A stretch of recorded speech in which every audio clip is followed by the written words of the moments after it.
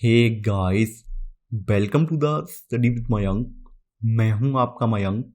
हम लोगों की यहाँ पर एनसीईआरटी हिस्ट्री क्लास 12 की पाठ्य पुस्तक भारतीय इतिहास के कुछ विषय भाग 1 चल रही है। आज आपका इसी क्रम में अध्याय 3 है। यहाँ पर हम लोग आरंभिक समाज, बंधुत्व, जाति तथा वर्ग इसका पार्ट 1 कवर करेंगे। तो चलिए स्टार्ट करते हैं आज का वीडियो। देखते हैं मैं क्या क्या डिस्कस करना है यहाँ पर। आज के अध्याय में हम लोग लगभग 600 ईसा पूर्व से लेकर 600 ईस्वी के बीच के समाज के बारे में देखेंगे। देखिए, आज का अध्याय मेरे हिसाब से कल वाले चैप्टर 2 में ही पूरा रखा जा सकता था, क्योंकि आज यहाँ पर जो तथ्य रखे गए हैं वो तथ्य कुछ ज़्यादा नहीं है, कम ही तथ्य हैं, लेकिन लेखक ने इनको बढ़ा चढ़ाकर चैप्टर को काफ़ी ज़्यादा लंबा और बोरिंग बना दिया है। यानी आप इस चैप्टर को जब पढ़ेंगे तो आपको समझ में आ जाएगा एक ही बात जो है कई जगह रिपीट भी की गई है। तो मेरा मानना यही था कि ये चैप्टर अगर चैप्टर 2 में ही मर्ज कर दिया जाता तो समय भी बच जाता और हम आसानी से वहाँ पर कवर भी कर लेते। तो यहाँ पर स्टार्टिंग ये की गई है कि यहाँ बताया गया है कि लगभग 600 ईसा पूर्व से लेकर 600 ईस्वी तक के मध्य आर्थिक और राजनीतिक जीवन में अनेक परिवर्तन हुए हैं, और जो परिवर्तन हुए हैं इन परिवर्तनों का समकालीन समाज पर भी असर पड़ा है। जैसे वन क्षेत्रों में कृषि का विस्तार होने की वजह से जो वहाँ पर रहने वाले लोग हैं उनकी जीवन शैली में भी परिवर्तन हुआ है। शिल्प विशेषज्ञों के एक विशिष्ट सामाजिक समूह का उदय हुआ है। संपत्ति के असमान वितरण की वजह से कुछ लोग जो हैं वो सामाजिक रूप से स्ट्रांग हो गए हैं और कुछ लोग जो है कमजोर स्थिति में आ गए हैं। तो ऐसे करके यहाँ पर आप देखेंगे सामाजिक विषमताएं भी यहाँ पर बढ़ी हैं। आगे यहाँ पर बताया गया है कुछ ग्रंथ सामाजिक व्यवहार के मानदंड तय करते थे। यानी आरंभिक समाज के बारे में बताया गया कि यहाँ पर कुछ ग्रंथ हमें ऐसे देखने को मिलते हैं जो उस समय के समाज के सामाजिक मानदंड को तय करते थे कि समाज में कौन कौन से नियम रहेंगे, समाज में लोगों को कैसे रहना है, कैसे व्यवहार करना है, तो वो मानदंड तय करते थे। अन्य ग्रंथ समाज का चित्रण करते थे और कभी कभी समाज में मौजूद विभिन्न रिवाजों पर अपनी टिप्पणी भी प्रस्तुत करते थे। तो यहाँ पर उन ग्रंथों के बारे में जिक्र किया गया है। अब देखिए, ग्रंथों के बारे में ऐसा नहीं है कि ग्रंथ जो है सार्वभौमिक है, सार्वभौमिक नहीं है। ग्रंथ जो बनाए गए थे वो पर्टिकुलर एक समुदाय के द्वारा अपनाए गए थे। ये प्रत्येक ग्रंथ और अभिलेख किसी समुदाय विशेष के दृष्टिकोण से लिखा जाता था। यानी ये डिपेंड करता है किस समुदाय के व्यक्ति ने कौन सा ग्रंथ तैयार किया है। तो जो समुदाय जो ग्रंथ तैयार करेगा उसमें वो अपने हितों की बात जरूर रखेगा, और वही बात यहाँ पर समझाने का प्रयास भी किया गया है कि प्रत्येक ग्रंथ किसी समुदाय विशेष के दृष्टिकोण से लिखा जाता था। अब देखिए, यहाँ पर कुछ चीजें और भी जानना जरूरी है कि ये ग्रंथ किसने लिखे हैं, क्या लिखा गया और किन के लिए इसकी रचना हुई। इस बात पर भी ध्यान देना जरूरी है कि इन ग्रंथों की रचना में किस भाषा का प्रयोग हुआ और इनका प्रचार प्रसार कैसे हुआ। तो ये सब बातें यहाँ बोली गई हैं। तो देखिए, यदि हम इन ग्रंथों का प्रयोग सावधानी से करें तो समाज में प्रचलित आचार व्यवहार और रिवाजों का इतिहास लिखा जा सकता है। देखिए, मूल रूप से समस्या क्या है? मूल रूप से समस्या ये है कि हमें आरंभिक समाज यानी अपना ईसा पूर्व 600 ईस्वी से 600 ईसा पूर्व से लेकर 600 ईस्वी के बीच का जो टाइम पीरियड है, इसके बारे में हमें जो ये धर्म ग्रंथ हैं, इन्हीं धर्म ग्रंथों से उस समाज के बारे में जानकारी मिलती है। उस समय के अभिलेख वगैरह जो है वो स्पष्ट रूप से बहुत ज़्यादा उस समाज के बारे में हमें नहीं बताते हैं। इसलिए हमारी मजबूरी भी है कि हमें उस समय की जो रचनाएं जो लिखी गई हैं उन रचनाओं पर निर्भर रहना पड़ता है। तो यहाँ पर वही सब चीज़ यहाँ पर दोहराई गई है। उपमहाद्वीप के सबसे समृद्ध ग्रंथों में से एक महाभारत का विश्लेषण यहाँ पर किया गया है। तो महाभारत के बारे में बताया गया है। देखिए, इतिहासकारों का मानना यह है कि महाभारत की रचना जो है वेद व्यास ने की है, और आपने पढ़ा भी होगा महाभारत की रचना वेद व्यास ने की है। महाभारत की जब जिस समय रचना हुई थी उस समय इसमें 8800 श्लोक थे, ऐसा इतिहासकारों का मानना है। और धीरे धीरे करके इसकी संख्या बढ़ती चली गई, श्लोकों की संख्या बाद के समय में बढ़ती चली गई, और वर्तमान में इसमें लगभग 1 लाख श्लोक निहित हैं। यानी मूल रूप से जब महाभारत बनकर तैयार हुई थी, लिखकर तैयार हुई थी, तब इसमें 8800 श्लोक थे, लेकिन धीरे धीरे समय के साथ बढ़ते बढ़ते इसमें 1 लाख श्लोक पहुंच गए। तो यहाँ पे वही बताया गया कि वर्तमान रूप में 1 लाख श्लोकों से अधिक इसमें है, और विभिन्न सामाजिक श्रेणियों और परिस्थितियों का लेखा जोखा भी इसमें देखने को मिलता है। इस ग्रंथ की जो रचना है 1000 वर्ष तक होती रही है। देखिए, यहाँ पर स्पष्ट बोला गया है कि इस ग्रंथ की रचना कब तक होती रही है? 1000 वर्ष तक। यानी वेद व्यास ने अगर इसकी मूल कृति लिखी थी तो इनकी मूल कृति लिखने के बाद भी लोगों ने बाद के समय में जो लोग जिन लोगों ने इस परंपरा को आगे बढ़ाया है, तो उन लोगों ने भी अपने विचारों को इसमें ऐड किया है, और यही कारण है कि इसका जो लेखन कार्य है लगभग 1000 वर्ष तक चलता रहा है। महाभारत की जो कहानी है वो आप लोग जानते हैं, बचपन से आपने टीवी सीरियल्स में देखी होगी, पढ़ी होगी, कहानी घर में सुनी भी होगी। महाभारत की मुख्य कथा जो है 2 परिवारों यानी कुरु और पांडव के बीच युद्ध का वहां पे चित्रण किया गया है। यदा कदा किंतु हमेशा नहीं इस ग्रंथ के मुख्य पात्र इन सामाजिक मानदंडों का अनुसरण करते दिखाई पड़ते हैं। यानी कहने का मतलब ये है, जो सामाजिक मानदंड इस ग्रंथ में बताए गए हैं, तो उस ग्रंथ के जो पात्र हैं, जैसे युधिष्ठिर हैं, तो या फिर उनके जो भाई हैं पांडव, तो बताया गया कि इस ग्रंथ के जो पात्र हैं वास्तव में इसमें जो सामाजिक मानदंड बताए गए, समाज में जो आचरण के तरीके बताए गए, उन आचरण के तरीकों को फॉलो करते हुए यहाँ पर दिखाई देते हैं। यहाँ पर इसका कहने का मतलब ये है। तो यहाँ पर अब आप लोग क्या करेंगे, अब आप लोग पहला पॉइंट यहाँ पे नोट डाउन करेंगे। देखिए मैं फिर से रिपीट कर रहा हूँ, मैं यहाँ पर वही चीज लिखवाऊंगा जो आपकी एनसीईआरटी में है। अगर बाहर से लिखवाना होता तो मैं इसमें हजारों तथ्य बाहर से ऐड करवा सकता था, लेकिन मैं बाहर से कोई भी तथ्य ऐड नहीं करवाऊंगा। यहाँ पर वही लिखवाऊंगा जो आपकी एनसीईआरटी बुक में है। तो यहाँ पर इसमें आप लिखेंगे पहला पॉइंट, उपमहाद्वीप के सबसे समृद्ध ग्रंथों में से एक, उपमहाद्वीप के सबसे समृद्ध ग्रंथों में से एक महाभारत, महाभारत में वर्तमान रूप में 1 लाख से अधिक श्लोक हैं। वर्तमान रूप में 1 लाख से अधिक श्लोक हैं। विराम। इसमें विभिन्न सामाजिक श्रेणियों व परिस्थितियों का लेखा जोखा है। यह आपका पहला पॉइंट हो गया। इसी में आपका सब पॉइंट है, इस ग्रंथ की रचना 1000 वर्ष तक होती रही।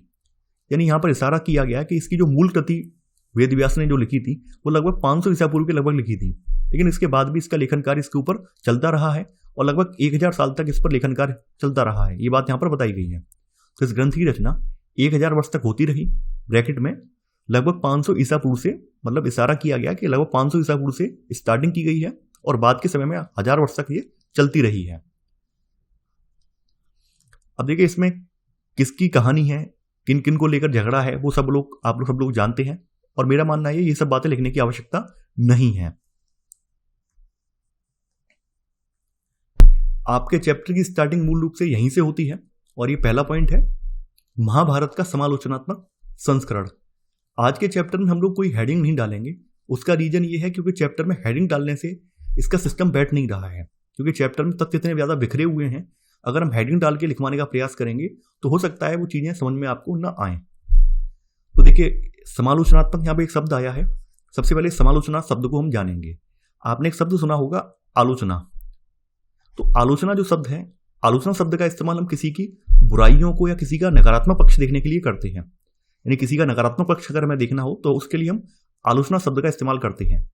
समालोचना का मतलब क्या होता है? समालोचना का मतलब यह है कि किसी की हम कुछ सकारात्मक पहलू हैं उनको भी देखेंगे और कुछ नकारात्मक पहलू हैं उनको भी देखेंगे। यानी समालोचना में मूल रूप से किसी के सकारात्मक और नकारात्मक दोनों ही पहलुओं को देखा जाता है। तो इसलिए इसको आलोचना नहीं बल्कि इसको समालोचना बोलते हैं। तो आपको चीजें स्पष्ट हो गई होंगी। आलोचना और समालोचना को लेकर दोनों एक नहीं है, दोनों में अंतर है। आलोचना में केवल नेगेटिव पक्ष देखा जाता है, नकारात्मक पक्ष देखा जाता है, जबकि समालोचना में सकारात्मक और नकारात्मक दोनों ही पक्षों पर विचार किया जाता है। तो देखिए, चूंकि महाभारत के बारे में आप लोग जानते हैं, महाभारत जो है प्राचीन ग्रंथों में से एक है और महाभारत से हमें आरंभिक समाज की भी जानकारी मिलती है। तो 19वीं सदी में कुछ इतिहासकार हुए जिनका मानना यह था कि महाभारत का जो अध्ययन है वो फिर से किया जाए। महाभारत के जो बिखरे हुए पाठ हैं उनको संकलित करके फिर से इसको एकबद्ध रूप में पढ़ा जाए, ताकि उस समय के समाज के बारे में हमें मूल रूप से जानकारी प्राप्त हो पाए। तो इसी उद्देश्य के लिए 1919 में प्रसिद्ध संस्कृत विद्वान वीएस सुकथांकर के नेतृत्व में अनेक विद्वानों ने मिलकर महाभारत का समालोचनात्मक संस्करण तैयार करने का जिम्मा उठाया। यानी कि एक संस्कृत विद्वान है वीएस सुकथांकर, तो इनके नेतृत्व में हजारों विद्वानों ने मिलकर क्या किया, महाभारत का समालोचनात्मक संस्करण है इसको तैयार करने का इन्होंने जिम्मा उठाया है। देखिए प्राचीन भारत में दिक्कत क्या थी। प्राचीन भारत में जितने भी आपके जो धर्म ग्रंथ हैं वो किसी एक व्यक्ति ने नहीं लिखे थे, अलग अलग व्यक्तियों ने लिखे थे। और प्राचीन भारत में जैसा कि आप लोग जानते हैं प्रिंटिंग प्रेस तो होती नहीं थी, आज की तरह कागजों का या फिर इंटरनेट का प्रचलन तो था नहीं। तो वहां पर जो भी ग्रंथ लिखे जाते थे वो हाथ से लिखे जाते थे, और अगर उनकी प्रतिलिपि तैयार करनी है तो प्रतिलिपि तैयार करने में भी कई साल लग जाते थे। इसके अलावा प्रतिलिपि अगर तैयार की जाती थी और मान लीजिए जो अनुवादक है उसको कुछ शब्द समझ में नहीं आ रहे हैं, यानी जो लेखन सुलेखन करने वाले व्यक्ति उसको कुछ शब्द समझ में नहीं आ रहे हैं, तो वहां पर गड़बड़ी भी हो जाती थी। तो ऐसे करके जो शब्दों के मूल अर्थ हैं वो बदल जाते थे। तो प्राचीन भारत के जो धर्म ग्रंथ हैं वो किसी एक व्यक्ति के पास नहीं थे, किसी एक संस्था के पास नहीं थे, क्योंकि आप लोग जानते हैं उस समय राजे रजवाड़े या बड़े बड़े साम्राज्य रहे थे।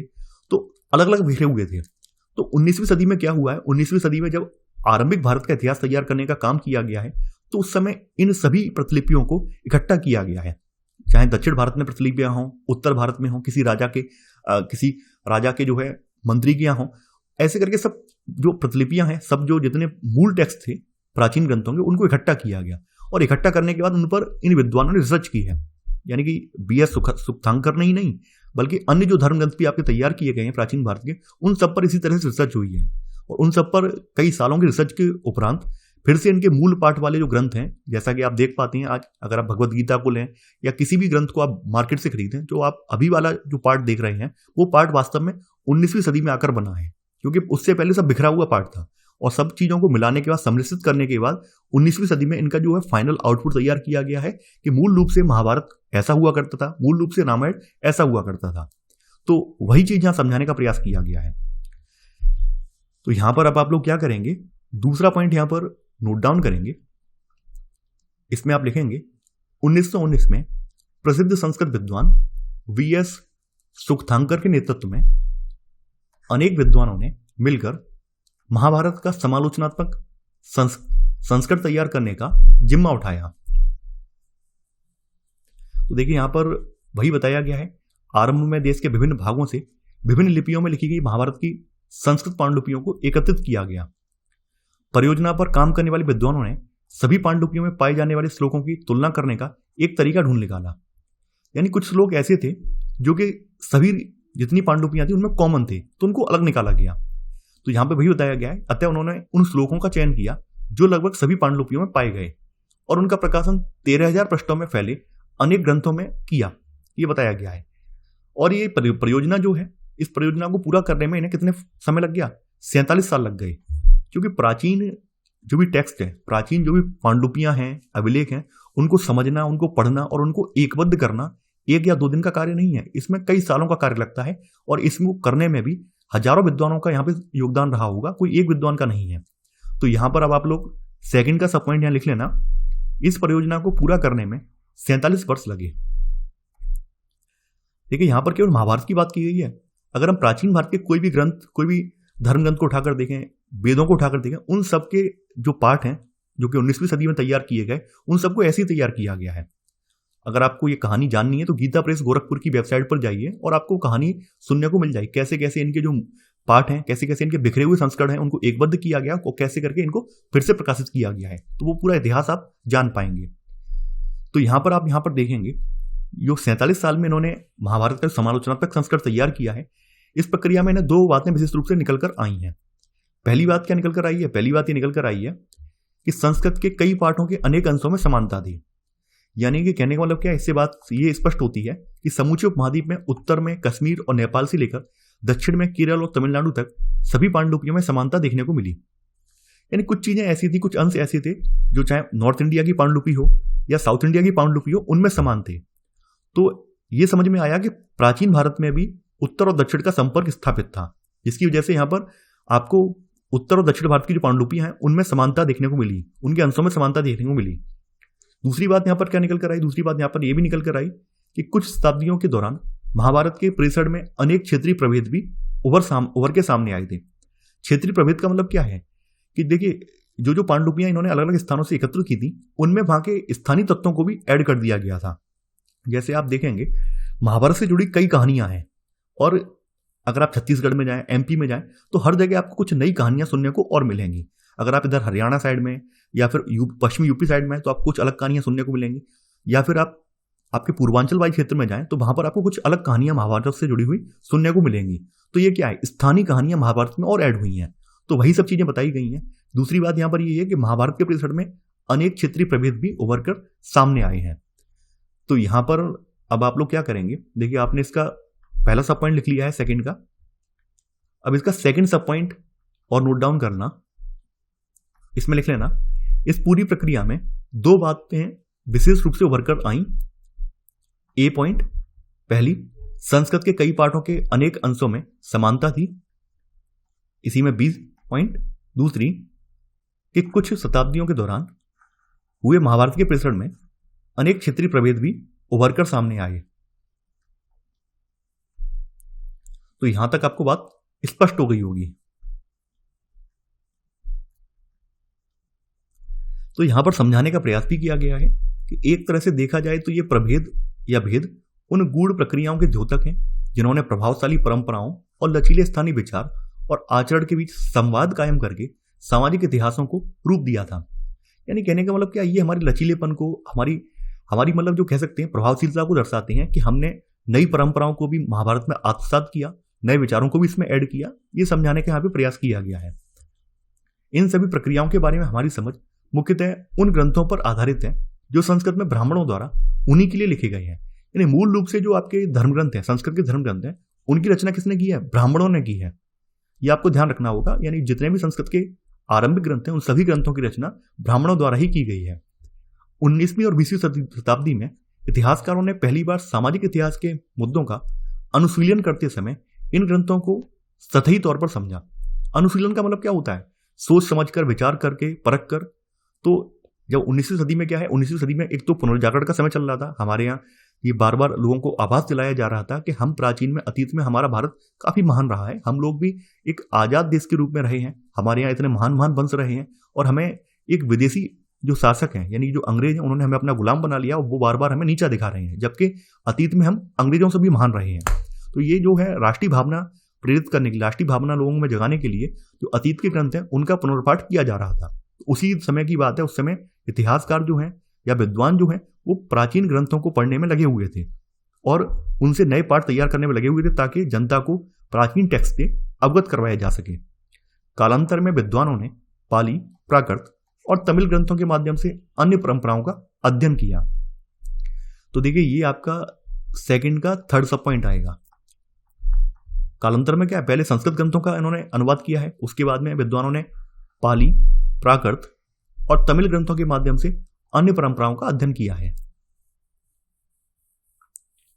तो देखिए अध्ययन करने से यह बात स्पष्ट आई है कि आदर्श मूलक संस्कृत ग्रंथ आमतौर से आधिकारिक माने जाते थे, लेकिन ऐसा नहीं है कि आधिकारिक माने जाने के बावजूद सभी इसे एक्सेप्ट करते हो, ऐसा बिल्कुल नहीं है। यदा कदा इनकी अवहेलना भी की जाती थी, यानी कुछ लोग ऐसे भी थे प्राचीन समाज में जो इनको नहीं मानते थे। ये बात भी यहां पर सामने निकल कर आई है। तो यहां पर अब आप लोग इसी में लिख लेना चौथा सब पॉइंट करके, आदर्श मूलक संस्कृत ग्रंथ आमतौर से आधिकारिक माने जाते थे और यदा कदा इनकी अवहेलना भी की जाती थी। तो ऐसे स्पष्ट हो जाएगा कि जो आपके आरंभिक संस्कृत ग्रंथ हैं वो सभी लोग उन्हें मान्य नहीं ठहराते थे, कुछ लोग उनकी आलोचना भी करते थे। तो ये आपका सेकंड का चौथा सब पॉइंट हो जाएगा। अगला पॉइंट है अब आपका बंधुता एवं विवाह। तो हमें धर्म ग्रंथों से बंधुता और विवाह के बारे में, परिवार संस्था के बारे में क्या जानकारी मिलती है, वो सब चीजें हम यहां पर देखेंगे। यहां पर आपकी जो इसमें पॉइंट है वो है परिवारों के बारे में जानकारी। नहीं, परिवार कैसे होते हैं, क्या सब परिवार एक जैसे होते हैं, क्या परिवारों के भीतर जो संबंध है वो हर समाज में एक जैसे होते हैं, उन सब पर हम यहाँ पर चर्चा करेंगे। हम बहुधा पारिवारिक जीवन को सहजी स्वीकार कर लेते हैं, किंतु आपने देखा होगा कि सभी परिवार एक जैसे नहीं होते हैं। पारिवारिक जनों की गिनती, एक दूसरे से उनका रिश्ता और उनके क्रियाकलापों में भी भिन्नता होती है। कई बार एक ही परिवार के लोग भोजन और अन्य संसाधनों का आपस में मिल बांट कर इस्तेमाल करते हैं, एक साथ रहते हैं और जो भी अनुष्ठान होते हैं, त्योहार वगैरह जो होते हैं, उनको साथ ही मनाते हैं या संपादित करते हैं। परिवार जो है वो एक बड़े समूह का हिस्सा होते हैं जिन्हें हम संबंधी कहते हैं। नहीं, मूलतः जो परिवार है, ये मैं मान लेता हूँ ये आपका गोला है, इसमें एक परिवार ये है, एक परिवार ये है, तो बोला गया है कि परिवार जो होते हैं एक बड़े समूह का हिस्सा होते हैं जिन्हें हम क्या कहते हैं, यानी ये सब परिवार जो है आपस में इन्हें क्या बोलेंगे, संबंधी बोलेंगे। तकनीकी भाषा का इस्तेमाल करें तो हम संबंधियों को जाति समूह कह सकते हैं। यानी अक्सर आपने देखा होगा आपके भारत में आपके जो रिश्तेदार होते हैं वो सेम कास्ट के ही तो होते हैं, क्योंकि जातियां भी आपके एक जाति में ही की जाती हैं। भाई जातियां भी तो आप शादियां भी तो आप जो है एक कास्ट के भीतर ही तो करते हैं, अपनी जाति के भीतर ही तो करते हैं। तो आपके जो रिश्तेदार होते हैं वो आपके सेम कास्ट के ही तो होते हैं। तो तकनीकी रूप से हम अपने संबंधियों को या रिश्तेदारों को एक जाति समूह का मान सकते हैं या कह सकते हैं। पारिवारिक रिश्ते नैसर्गिक यानी कि नेचुरल या जन्मजात से और रक्त संबंध माने, रक्त संबंध का मतलब क्या है, खून के जैसे रिश्ते जो होते हैं आपके, जैसे भाई बहन का जो रिश्ता होता है वो खून का रिश्ता होता है। तो बोला गया कि पारिवारिक रिश्ते नैसर्गिक और रक्त संबंध माने जाते हैं, किंतु इन संबंधों की परिभाषा अलग अलग तरीके से की जाती है, लेकिन ये संबंध जो है, इनकी परिभाषा जो है अलग अलग समाजों में अलग अलग तरीके से की जाती है। कुछ समाजों में भाई बहन का मतलब क्या है, जैसे चाचा की बेटी है तो वो भी तो आपकी बहन लगी, मौसी की बेटी है वो भी आपकी बहन है। तो कुछ समाजों में भाई बहन, चचेरे या मौसेरे, इनसे खून का रिश्ता माना जाता है। यानी कहने का मतलब क्या है, कुछ समाज ऐसे हैं जहां पर आपके चाचा की बेटी हो, मौसी की बेटी हो, मामा की बेटी हो, इनको आप बिल्कुल उसी तरह ट्रीट करते हैं जैसे आप अपनी सगी बहन को करते हैं। लेकिन कुछ अन्य समाज ऐसा नहीं मानते हैं, लेकिन कुछ ऐसे समाज भी हैं जहां पर ऐसा नहीं माना जाता है। उसका एक एग्जाम्पल मैं आपको दूंगा। देखिए, मैंने पश्चिमी यूपी के कुछ जिलों में मैंने देखा है और मेरे वहां पर कुछ अनुभव भी हैं। पश्चिमी यूपी के कुछ जिलों में वहां पर मेरी रिश्तेदारियां भी हैं, मिलने वाले लोग भी हैं। तो उन परिवारों में मैंने अक्सर देखा है, आपके यहाँ मामा की जो बेटी होती है, पश्चिमी यूपी में कुछ परिवारों में, कुछ जातियों में मैंने अक्सर देखा है, जो मामा की बेटी होती है उससे बुआ का जो बेटा है, यानी बुआ का जो लड़का है, इससे ब्याह कर सकता है। यानी बुआ का बेटा अपने मामा की बेटी से पश्चिमी यूपी के कुछ जिलों में शादी कर सकता है। हालांकि मैं इसके फेवर में नहीं हूं, मैंने कई जगह इसकी आलोचना भी की है। मेरे कुछ मित्र हैं, उनके परिवारों में अक्सर मैंने इस तरह के रिश्ते देखे, तो मैंने उनसे प्रश्न भी किया कि आप लोग कैसे कर लेते हो भाई, मामा की लड़की है वो तो आपकी बहन हुई। तो उसके लिए यहाँ पर एक कहानी प्रचलित है। वो कहानी भी, चूंकि आपके चैप्टर में महाभारत की कहानी का जिक्र बार बार किया गया है, तो वो कहानी भी मैं आपको यहाँ पर बता देता हूँ। वो कहानी वो ये बताते हैं कि जो कृष्ण थे, कृष्ण ने अपनी बहन, कृष्ण की बहन कौन थी, सुभद्रा थी। तो कृष्ण ने अपनी बहन का विवाह किससे किया था, अर्जुन से किया था। और अर्जुन किनके पुत्र थे, अर्जुन पुत्र थे कुंती के। कुंती जो है कृष्ण की बुआ लगती थी, कुंती कृष्ण की बुआ लगती थी, यानी सुभद्रा की भी ये बुआ थी और कृष्ण की भी कुंती बुआ थी। तो ऐसा माना जाता है, ऐसा कहा जाता है ब्रज प्रांत के कुछ जिलों में, जो मतलब बहन का बेटा होता है वो सुयोग्य वर होता है। और ये परंपरा महाभारत काल से चली आ रही है, ऐसा वो लोग तर्क देते हैं। तो इस आधार पर मैंने वहां पर कई परिवारों में देखा है, कई जातियों में देखा है कि वहां पर मामा की बेटी से बुआ का लड़का शादी आसानी से कर लेता है।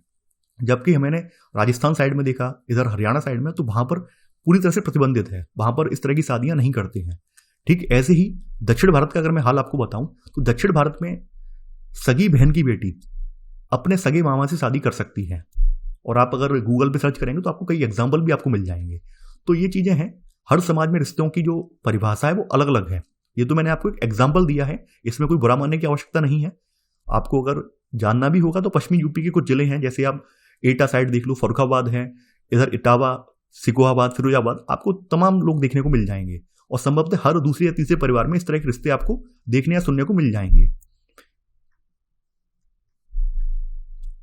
आगे बोला गया है, आरंभिक समाजों के संदर्भ में इतिहासकारों को विशिष्ट परिवारों के बारे में जानकारी आसानी से मिल जाती है, किंतु सामान्य लोगों के पारिवारिक संबंधों को पुनर्निर्मित करना मुश्किल हो जाता है। इतिहासकार परिवार और बंधुता संबंधी विचारों का भी विश्लेषण करते हैं। इतिहासकार जो है वो समाज को जानने के लिए क्या करते हैं, परिवार और बंधुता यानी भाईचारा संबंधी जो विचार हैं उनका भी विश्लेषण करते हैं। इनका अध्ययन इसलिए महत्वपूर्ण है क्योंकि इससे लोगों की सोच का पता चलता है। संभवतः इन विचारों ने लोगों के क्रियाकलापों को प्रभावित किया होगा। तो ये बात यहाँ पर बताई गई है। तो देखिए, आपने जान लिया कि परिवार और परिवार के बीच में जो रिश्ते होते हैं वो हर समाज में एक जैसे नहीं होते हैं। कुछ समाज में उनको काफी ज्यादा निकटतम माना गया है, जबकि कुछ समाज में उनको जो है विवाह संबंध के योग भी माना गया है, जैसा कि मैंने आपको यहाँ पर एग्जाम्पल भी दिया है। अब देखिए, यहाँ पर कुछ चीजें हैं जिन्हें हम नोट डाउन करना चाहेंगे। तीसरा पॉइंट अब आपका यहाँ पर आएगा, इसमें आप लिखेंगे परिवार एक बड़े समूह का हिस्सा होते हैं जिन्हें हम संबंधी कहते हैं। इसी में सब पॉइंट, तकनीकी भाषा का इस्तेमाल करें तो हम संबंधियों को जाति समूह कह सकते हैं। ये तीसरे का पहला सब पॉइंट है।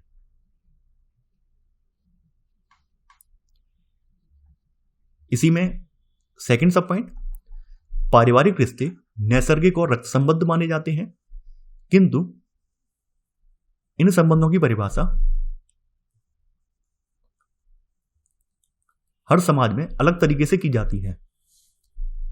किंतु इन संबंधों की परिभाषा हर समाज में अलग तरीके से की जाती है। अब देखिए, परिवार और बंधुता के लिए कुछ प्रयुक्त शब्द हैं, तो उन शब्दों के बारे में यहां बताया गया है। संस्कृत ग्रंथों में कुल जो शब्द है इसका प्रयोग किसके लिए होता है, परिवार के लिए। और जाति का जो होता है बांधवों, यानी जो भाई बंधु हैं, इनके बड़े समूह के लिए होता है।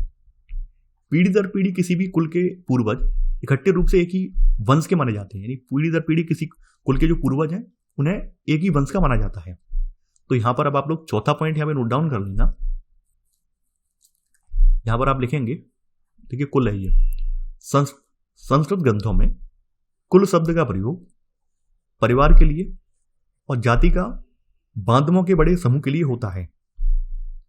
इसी में सब पॉइंट, पीढ़ी दर पीढ़ी किसी भी कुल के पूर्वज इकट्ठे रूप में एक ही वंश के माने जाते हैं, ये चौथे का सब पॉइंट है।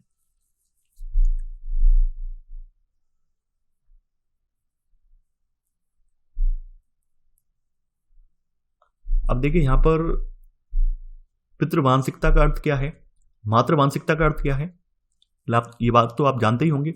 पितृवांशिकता का अर्थ होता है कि वह वंश परंपरा जो पिता के पुत्र फिर पौत्र फिर प्रपौत्र आदि से चलती है। मातृवांशिकता शब्द का इस्तेमाल हम तब करते हैं जहां वंश परंपरा मां से जुड़ी होती है, यानी मां का नाम इस्तेमाल किया जाए, मां के नाम से ही सब कुछ कार्य किए जाएं, तो वो मातृवंश कहलाता है। पितृवंश का मतलब क्या है, जहां पे परंपरा जो है घर के जो पुरुष सदस्य हैं उनके नाम पर की जाए तो वो पितृवंश कहलाता है। तो यहां पर पांचवा पॉइंट आप ये भी नोट कर लेना, पितृवांशिकता का अर्थ है वह वंश परंपरा जो पिता के पुत्र फिर पौत्र प्रपौत्र आदि से चलती है। इसी में सब पॉइंट, मातृवांशिकता शब्द का इस्तेमाल हम तब करते हैं जहां वंश परंपरा मां से जुड़ी होती है।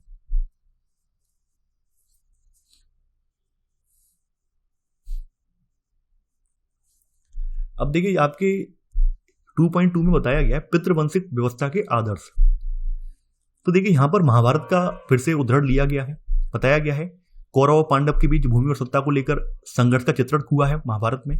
दोनों ही दल कुरुवंश से संबंधित थे, जिनका एक जनपद पर शासन था, यानी जो कुरुक्षेत्र है, कुरुक्षेत्र के आसपास उनका शासन था।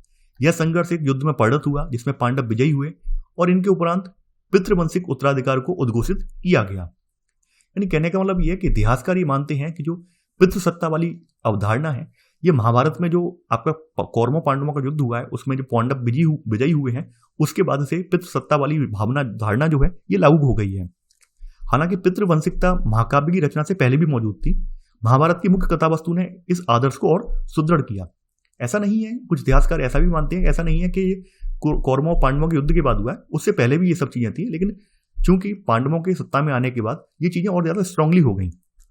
पितृवंशिकता में पुत्र पिता की मृत्यु के बाद उनके संसाधनों पर अधिकार जमा सकते थे। यानी कहने का मतलब क्या था, अगर मान लीजिए किसी का पिता राजा है तो उसके उपरांत उसका बेटा ही उसकी गद्दी संभालेगा, इसका मतलब यह था। आगे बताया गया कि अधिकतर राजवंश लगभग 6वीं शताब्दी ईसा पूर्व से पितृवंशिकता प्रणाली का अनुसरण करते थे, लेकिन इस प्रथा में भी आप देखेंगे भिन्नता यहां पर मौजूद थी। कौन कौन सी भिन्नता थी यहां पर वो भी देखेंगे।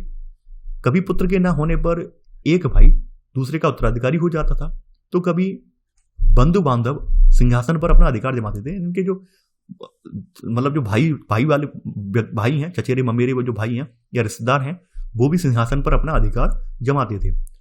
देखिए ये बात कहां से ली गई है, ये बात महाभारत से ली गई है।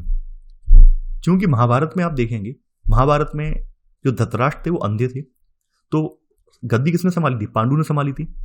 अब पांडु की भी असमय मृत्यु हो गई है, तो पांडु की मृत्यु के बाद फिर से धृतराष्ट्र को हाथ में सत्ता सौंप दी गई है, धृतराष्ट्र को गद्दी पर बैठाया गया है। अब युद्ध किस लिए हुआ था, युद्ध इसलिए ही तो हुआ था कि धृतराष्ट्र का जो पुत्र है दुर्योधन, वो ये चाहता था कि हमें उत्तराधिकार में अपने पिता से जो है सिंहासन मिले। लेकिन चूंकि ज्येष्ठ पुत्र जो है वो पांडु के पुत्र थे, यानी युधिष्ठिर सबसे बड़े थे, तो नीति ये कहती थी कि युधिष्ठिर राजा बने। लेकिन चूंकि पितृवंशिकता चल रही थी, तो दुर्योधन का तर्क ये था कि मुझे राजा बनना चाहिए क्योंकि मेरे पिता अभी वर्तमान में गद्दी पर बैठे हुए हैं। तो बस इसी बात को लेकर पूरा युद्ध हुआ था, और वो युद्ध के बारे में आगे इस तरह से बताया भी गया है। तो यहां पर अब आप लोग 6वां पॉइंट यहां नोट डाउन करेंगे। अधिकतर राजवंश लगभग 6वीं शताब्दी ईसा पूर्व से पितृवंशिकता प्रणाली का अनुसरण करते थे। हालांकि इस प्रथा में भिन्नता थी, या विभिन्नता थी। तो विभिन्नता में आप कोट कर देंगे कि कभी कभी मान लीजिए उनके रिश्तेदार भी शासक बन जाते थे, या फिर उनके दूसरे भाई जो उत्तराधिकारी हो जाते थे, या बता देंगे। ठीक है, इसे लिखवाने की आवश्यकता नहीं है। अब देखिए पितृवंशिकता के बारे में जो आपके ऋग्वेद है, जो कि हिंदुओं का सबसे प्राचीनतम वेद माना जाता है, सबसे प्राचीनतम ग्रंथ भी माना जाता है, जिसकी रचना आज से लगभग 1500 ईसा पूर्व हुई थी, यानी लगभग 3500 साल पहले ऋग्वेद की रचना हुई है। तो ऋग्वेद सबसे पुराना माना जाता है। पितृवंशिकता के प्रति झुकाव शासक परिवारों के लिए कोई अनूठी बात नहीं थी। ऋग्वेद जैसे कर्मकांडी ग्रंथ के मंत्रों से भी यह बात स्पष्ट होती है। नहीं, ऋग्वेद में कुछ मंत्र ऐसे हैं जिनसे उस समय पितृवंशिकता चल रही होगी, इस बात की झलक देखने को मिलती है। तो यहां पर अब आप लोग कर लेना छठवें का पहला सब पॉइंट।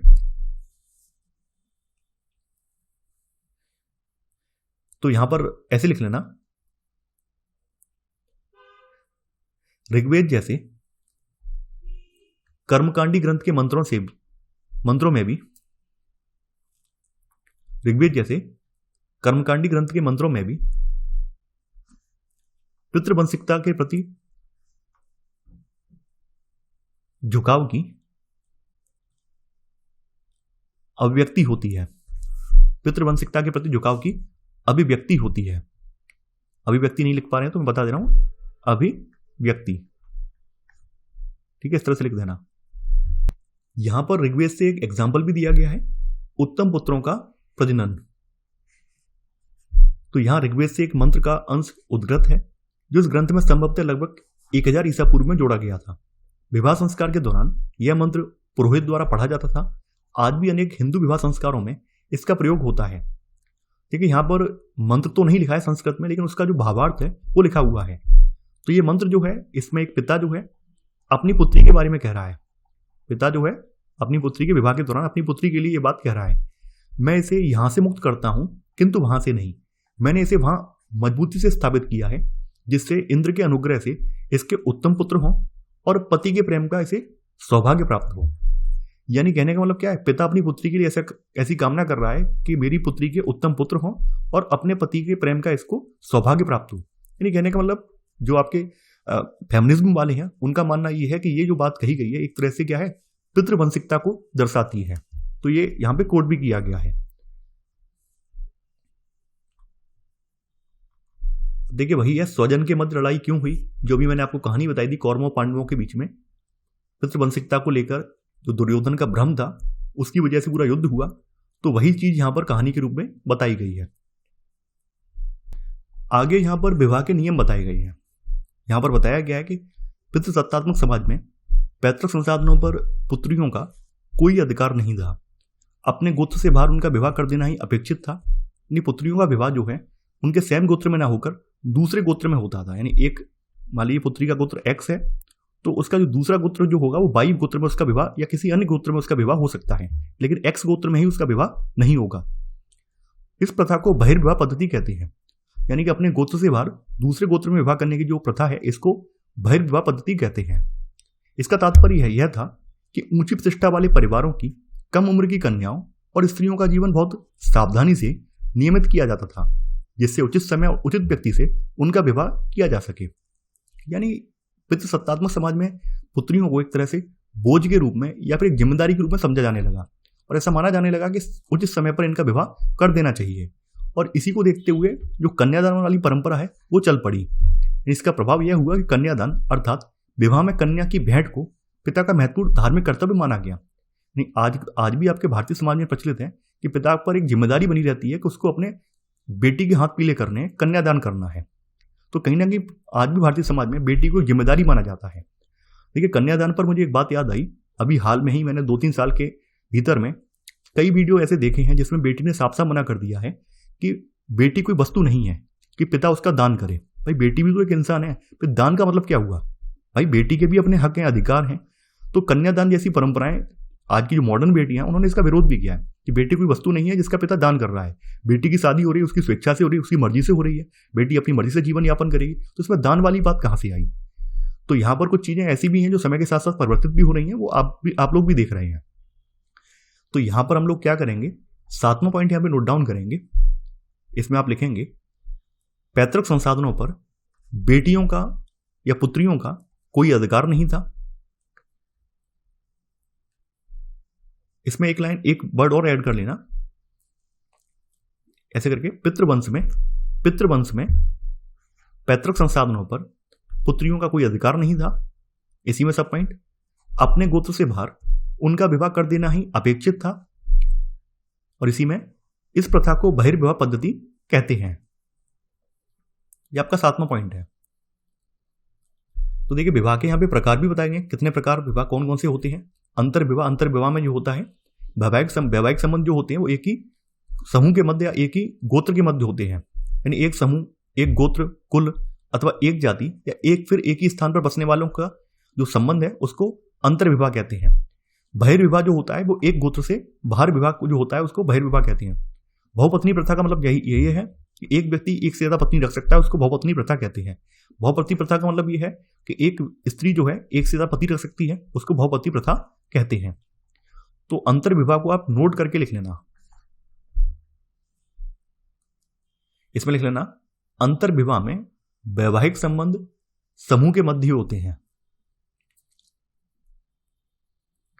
इसी में आगे, यह समूह एक गोत्र कुल अथवा एक जाति या फिर एक ही स्थान पर बसने वालों का हो सकता है।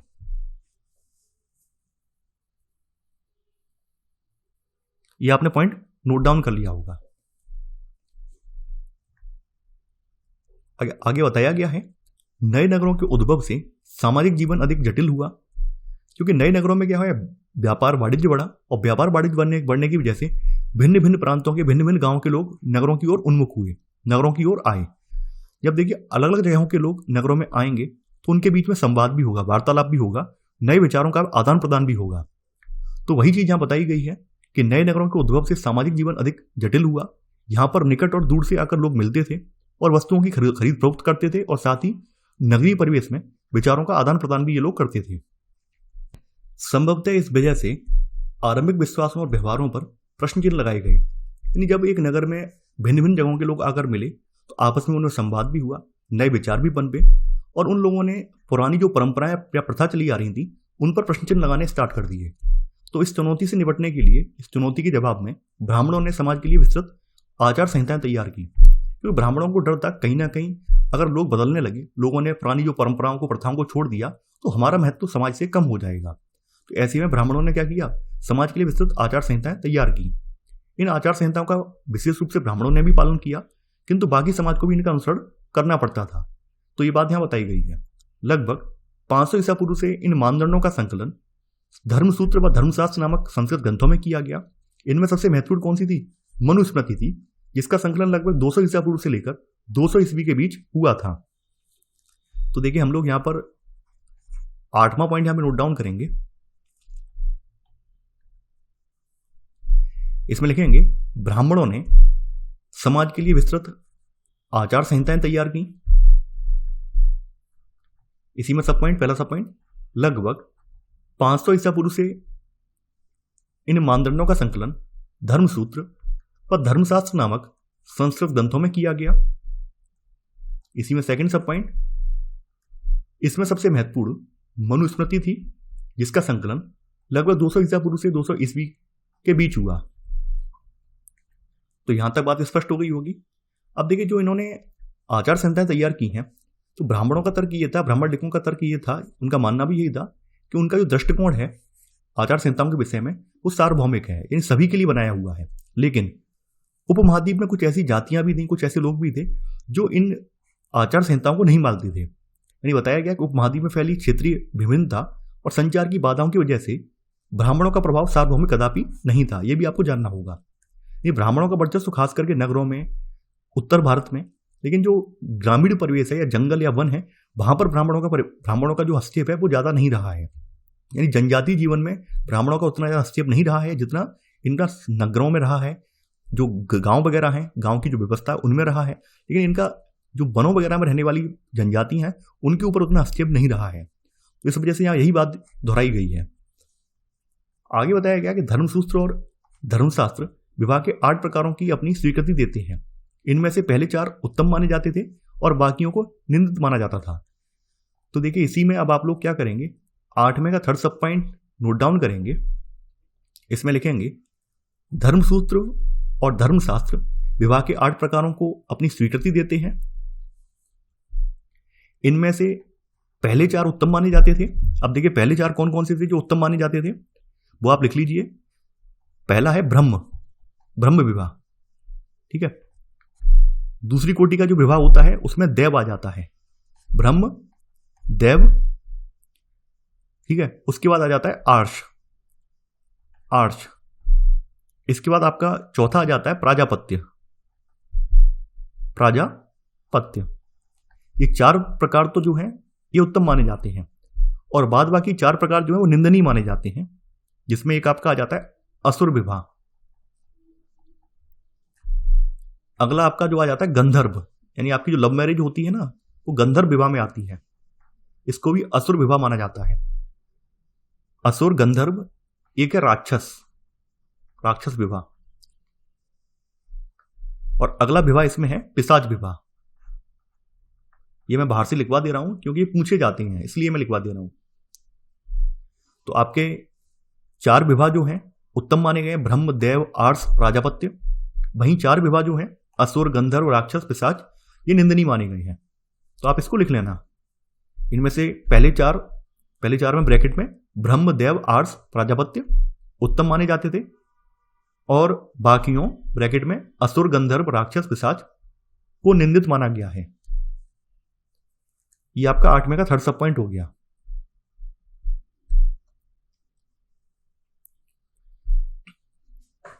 अब बात आती है स्त्री का गोत्र क्या होगा।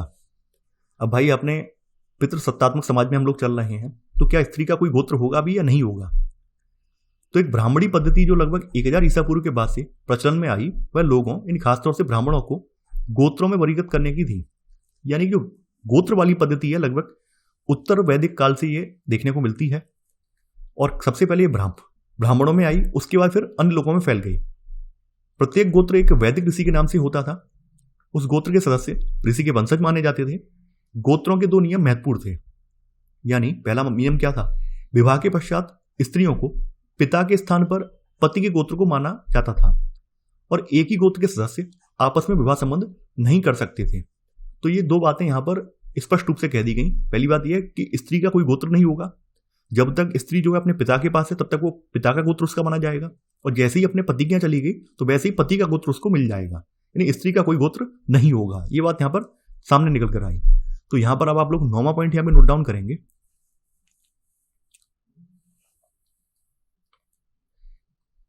इसमें आप लिखेंगे लगभग 1000 ईसा पूर्व के बाद से,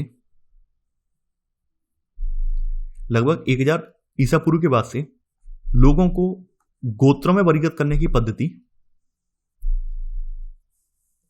लोगों को गोत्रों में वर्गीकृत करने की पद्धति प्रचलन में आई। यह आपका 9वां पॉइंट हो गया। 9वें का पहला सब पॉइंट, प्रत्येक गोत्र एक वैदिक ऋषि के नाम पर होता था, और उस गोत्र के सदस्य ऋषि के वंशज माने जाते थे, और उस गोत्र के सदस्य ऋषि के वंशज माने जाते थे। 9वें का सेकंड सब पॉइंट, गोत्रों के 2 नियम महत्वपूर्ण थे। इसमें ए नियम है इसका, विवाह के पश्चात स्त्रियों को पिता के स्थान पर पति के गोत्र का माना जाता था। बी नियम, एक ही गोत्र के सदस्य आपस में विवाह संबंध नहीं रख सकते थे।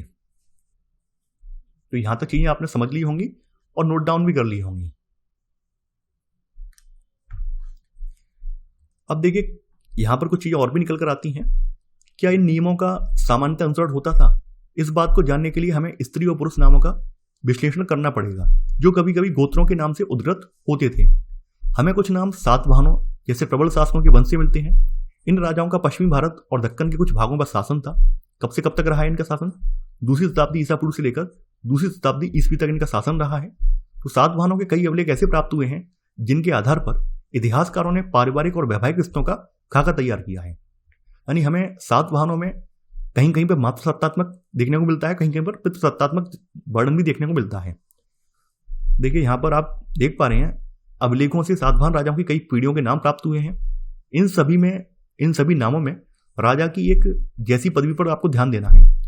राजा गौतमी पुत्र श्री सातकर्णी, राजा वसिष्ठी पुत्र स्वामी श्री पुलिमाय, राजा गौतमी पुत्र सामी, राजा मधारी पुत्र स्वामी सक्सेन, राजा हरिति पुत्र चत्ररपन सातकनी, राजा हरिति पुत्र बिन्हुकद।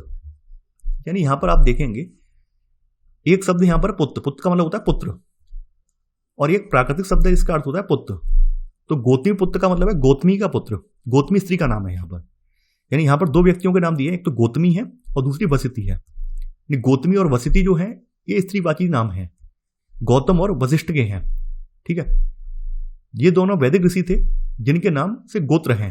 यानी गौतमी और ऋषि जो हैं ये दोनों क्या है, ये वैदिक ऋषि हैं, लेकिन इनके नाम जो है यहाँ पर आप देख पा रहे हैं स्त्रीवाची यहाँ पर माने गए। देखिए यहाँ पर मुझे लगता है शायद नई एनसीईआरटी वालों ने थोड़ी सी भूल की है। मैंने जितनी किताबें पढ़ी हैं वहां पर गौतमी को स्त्री के रूप में दिखाया गया है, गौतमी को माता के रूप में दिखाया गया है, जबकि यहां पर यह कहा गया है कि गौतमी और वसिति स्त्रीवाची नाम है और गौतम और वशिष्ठ के हैं। गौतम और वशिष्ठ जो है ऋषि के हैं ये, और ये दोनों कौन है, वैसे वैदिक ऋषि थे जिनके नाम से ये गोत्र आपको देखने को मिल रहे हैं। हो सकता है नई एनसीईआरटी में तथ्यों को अपडेट किया गया हो और पुरानी वाली जो किताबें उनमें तथ्यों को अपडेट ना किया गया हो, ये भी हो सकता है। लेकिन मैंने या आप में से जो लोग यूपीएससी की तैयारी कर रहे हैं उन लोगों ने पहले भी देखा होगा, गौतमी का जब भी नाम आता है गौतमी पुत्र सातकर्णी, तो ये लिखा आपने देखा होगा कि जो सातवाहन शासक थे उन्होंने अपनी माँ का नाम आगे लगाया, आपने ये लिखा देखा होगा। लेकिन यहाँ पर तो एकदम व्याख्या बदल दी गई है। तो हो सकता है इन्होंने आगे रिसर्च की हो एनसीईआरटी वालों ने और चीज़ों पर अपडेट करके यहाँ पर चीज़ें दी हों, तो हम जो चीज़ यहाँ पर दी गई है उसको ही हम लिखेंगे। ठीक है, तो यहाँ पर हम लोग क्या करेंगे,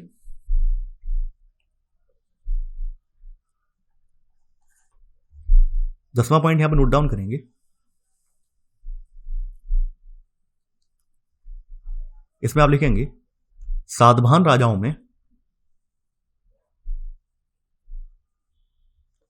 सातवाहन राजाओं में, यहां से लिखेंगे सातवाहन राजाओं के कई अभिलेखों से, सातवाहन राजाओं के कई अभिलेखों से कहीं कहीं पर उनके पितृसत्तात्मक और मातृसत्तात्मक होने का उल्लेख मिलता है।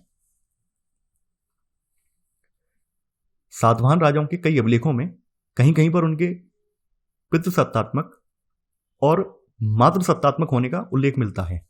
हो सकता है जिस राइटर ने किताब लिखी हो उसने पितृसत्तात्मक वाले पक्ष पर जोर दिया हो और गौतमी और वासती को गौतम और वशिष्ठ ऋषि से जोड़ दिया हो, जबकि जो मैंने जो किताबें पढ़ी हैं या फिर आप दृष्टि पब्लिकेशन की किताब देखेंगे वहां पर जो राइटर रहे हों उन लोगों ने स्त्री से जोड़ा हो, यानी उन्होंने मातृसत्तात्मक से जोड़ा हो।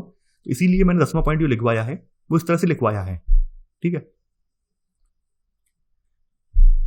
तो यहां पर आप लोग लिखने की आवश्यकता नहीं है, गौतमी और वसिष्ठ स्त्रीवाची नाम है, गौतम और वशिष्ठ के ये दोनों वैदिक ऋषि थे, तो ये लिखने की आवश्यकता नहीं है। ठीक है, केवल 10वां पॉइंट जो मैंने लिखवाना था वो मैंने शॉर्ट में आपको लिखवा दिया है। अब कुछ चीजें और बताई गई हैं। सातवाहन राजाओं की आकृतियां बहुधा उन गुफाओं की भित्तियों पर उत्कीर्ण की जाती थी जिन्हें बौद्ध भिक्षुओं को दान में दिया जाता था। उपनिषद में मात्र नाम, यानी एक उपनिषद में मात्र नाम मिला है। बृहदारण्यक उपनिषद में जो आरंभिक उपनिषदों में से एक है, आचार्यों और शिष्यों की उत्तरोत्तर पीढ़ियों की सूची मिलती है जिनमें से कई लोगों को उनके मात्र नामों से निर्दिष्ट किया गया था। तो इसको आप क्या करेंगे, इसको आप नोट करके लिख लेंगे तो ज्यादा बेहतर रहेगा। अगर आपसे कहीं प्रश्न पूछा जाता है कि किस उपनिषद में कुछ नामों को मात्र नामों से निर्दिष्ट किया गया है, तो आप बता देंगे बृहदारण्यक उपनिषद में। ठीक है, तो यहां लिख लेना बृहदारण्यक उपनिषद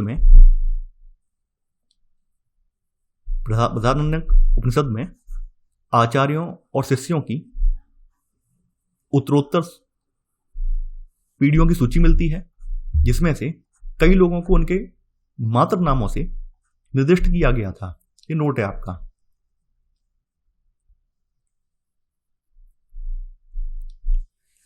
अब सातवाहनों के बारे में और चीजें बताई गई हैं कि कुछ सातवाहन राजा जो थे बहुपत्नी प्रथा वाले थे, यानी अर्थात एक से ज्यादा पत्नी रखने वाले थे। सातवाहन राजाओं के विवाह करने वाली रानियों के नामों का विशेषण इस तथ्य की ओर इंगित करता है कि उनके नाम गौतम और वशिष्ठ गोत्रों से उद्भूत थे जो उनके पिता के गोत्र थे। यानी यहां पर भी हम ये देखेंगे कि यहां पर जो सातवाहन वंश की जो रानियां हैं उनके रानियों के जो नाम हैं उनके पिता के नाम से चले आ रहे हैं, उनके पिता के जो गोत्र थे उन्हीं गोत्रों पर आधारित थे।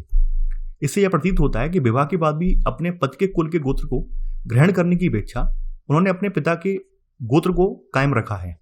ये अपवाद है, ये हर जगह नहीं मिलेगा, कुछ जगह ही मिलेगा, और इसका एग्जाम्पल यहाँ पर दिखाया भी गया है।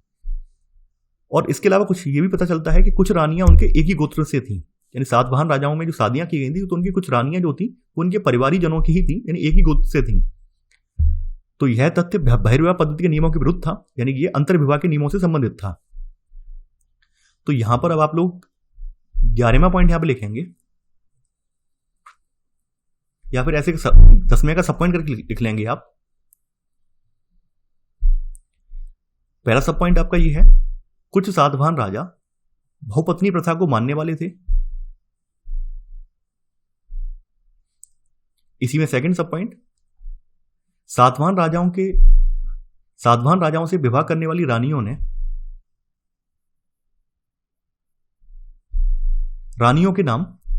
के नाम गौतम तथा वशिष्ठ गोत्रों से उद्भूत थे, जो उनके पिता के गोत्र थे।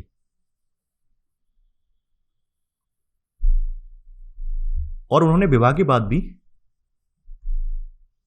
पिता का गोत्र नाम ही कायम रखा।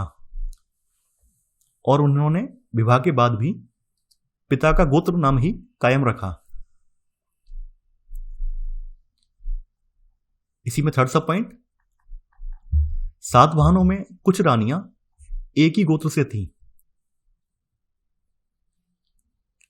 यानी ऐसे लिख लेना, सातवाहनों में कुछ रानियां उनके ही गोत्र से थीं।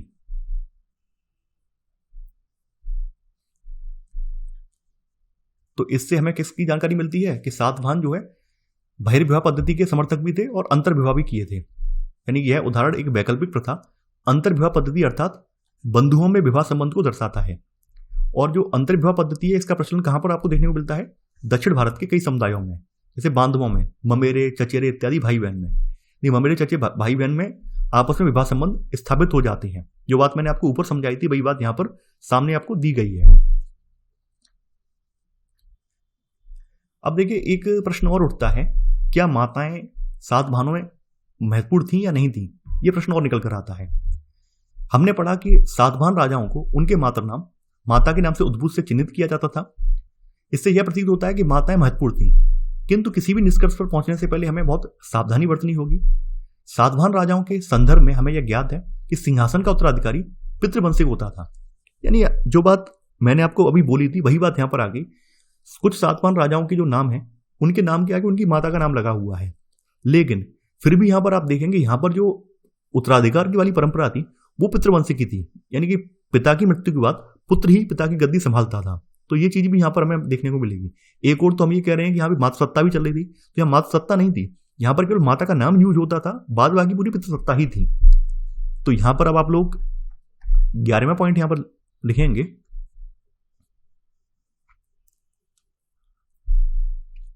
सातवाहन राजाओं को उनके मातृ नाम से चिन्हित किया जाता था,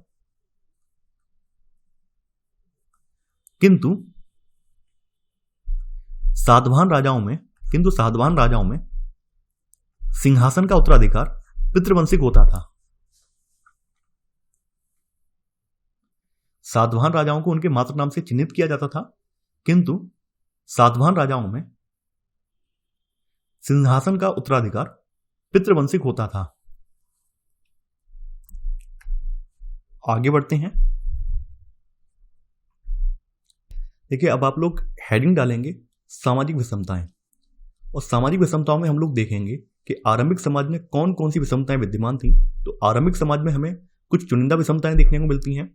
सबसे पहली विषमता तो आपको वर्ण व्यवस्था देखने को मिलेगी, और फिर इसके 100-200 साल बाद आपको जाति व्यवस्था भी मुख्य रूप से देखने को मिलेगी। देखिए, वर्ण व्यवस्था में आप लोग जानते हैं कि 4 वर्ण माने गए हैं, जिसमें ब्राह्मण जो है सबसे ऊपरी पायदान पर माने गए हैं। ब्राह्मणों के बाद फिर आपका क्षत्रिय आते हैं, उसके बाद फिर वैश्य आते हैं, और फिर आपके शूद्र आते हैं। ये सबसे नीचे शूद्र आते हैं। अब इनमें भी कुछ ऐसे लोग हैं जो कि इन चारों में से किसी में नहीं आते हैं, वो होते हैं अस्पृश्य लोग, अनटचेबल लोग। तो अनटचेबल को इन चारों वर्णों में से किसी में नहीं रखा गया है और उन्हें सबसे नीचा माना गया है। तो देखिए, जो वर्ण व्यवस्था है, वर्ण व्यवस्था को लेकर जो ब्राह्मणों का तर्क था, उनका तर्क ये था कि जो वर्ण व्यवस्था है वो दैवी व्यवस्था है। दैवी का मतलब ये है, इसे ईश्वर ने बनाया है, किसी व्यक्ति ने या किसी संस्था ने नहीं बनाया है, बल्कि इसे ईश्वर ने बनाया है।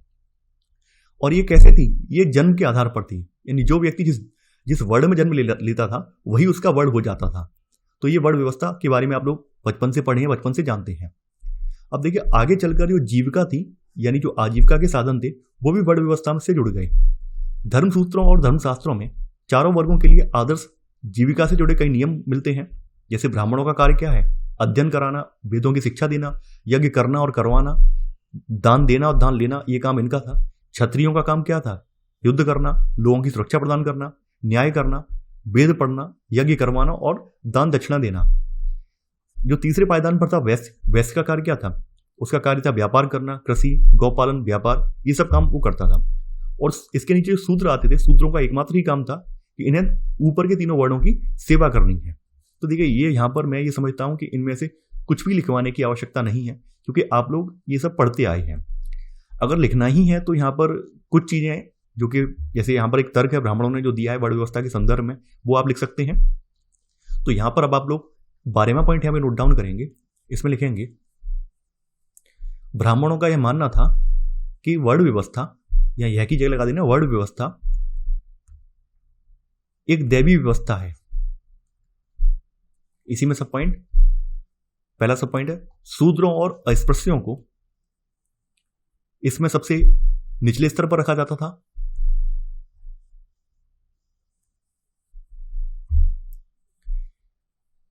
सेकंड सब पॉइंट, इस व्यवस्था में दर्जा जन्म के अनुसार निर्धारित माना जाता था। ये 12 के आपने 2 पॉइंट यहां नोट डाउन कर लिए हैं। अब देखिए जीविका के जो साधन है वो लिखने की यहां आवश्यकता नहीं है, इनके बारे में आप लोग जानते होंगे। अब यहां बताया गया है कि जो ये वर्ण व्यवस्था थी, इसको लागू करवाने के लिए कुछ नीतियां भी तो बनानी चाहिए। तो ब्राह्मणों ने कुछ नीतियां भी बनवाई दी ताकि इस वर्ण व्यवस्था को फॉलो किया जा सके। यानी इन नियमों को पालन करवाने के लिए ब्राह्मणों ने 2-3 नीतियां अपनाई। एक, जैसा कि हमने अभी पढ़ा, यह बताया गया कि वर्ण व्यवस्था की उत्पत्ति एक दैवी व्यवस्था है। और दूसरी बात यह थी कि ये शासकों को यह उपदेश देते थे कि वे इस व्यवस्था के नियमों को अपने राज्यों में अनुसरण करें। तीसरी बात यह थी, उन्होंने लोगों को यह विश्वास दिलाने का प्रयत्न किया कि उनकी प्रतिष्ठा जो है जन्म पर आधारित है। तो ऐसे करके इन्होंने ब्राह्मण व्यवस्था, यानी ब्राह्मणों ने जो वर्ण व्यवस्था है इसके पक्ष में तर्क प्रस्तुत किए ताकि ये जो वर्ण व्यवस्था है इसका पालन किया जा सके। अब देखिए कई जगह वर्ण व्यवस्था को ब्राह्मण व्यवस्था भी कहते हैं, क्योंकि ऐसा माना जाता है कि वर्ण व्यवस्था की उत्पत्ति ब्राह्मणों ने ही की है। तो कई जगह वर्ण व्यवस्था को ब्राह्मण व्यवस्था भी कह देते हैं।